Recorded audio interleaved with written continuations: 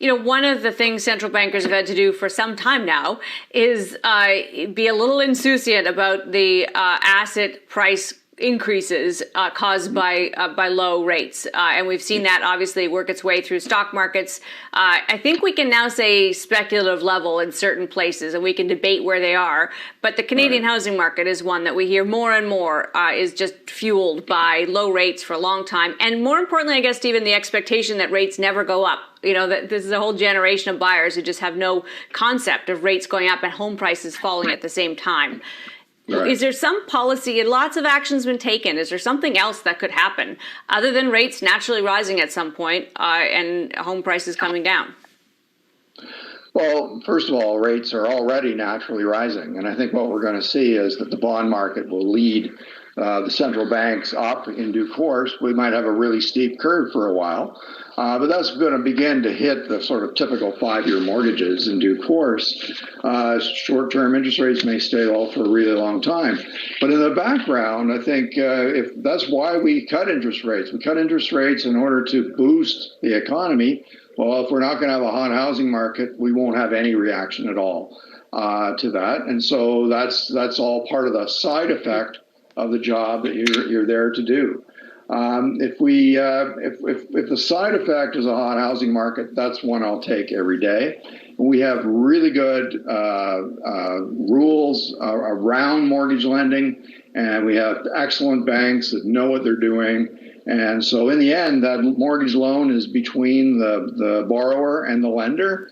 And I have a lot of confidence in that underwriting process. So my sense of this is, yes, it's hot. We could see signs of speculation, but we have to accept that because otherwise we would have, a really, really bad recession.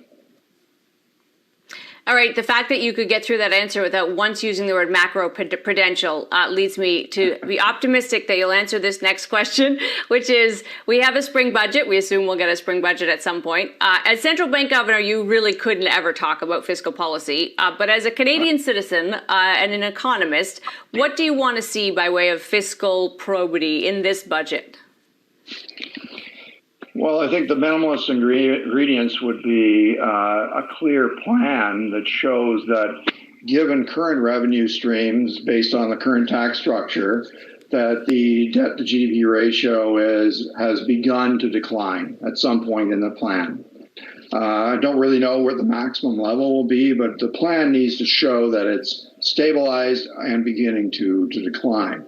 How rapid that is more of a political judgment, but my own contention is that like any robust or viable firm, you probably have both equity and debt in your capital structure, and you never pay back the debt. And the government is the same way. The government can carry a significant debt load, provided that their plan can show that they can sustainably service that debt. And for that, all we need is economic growth in the economy to exceed the real rate of interest. We know that we can do this.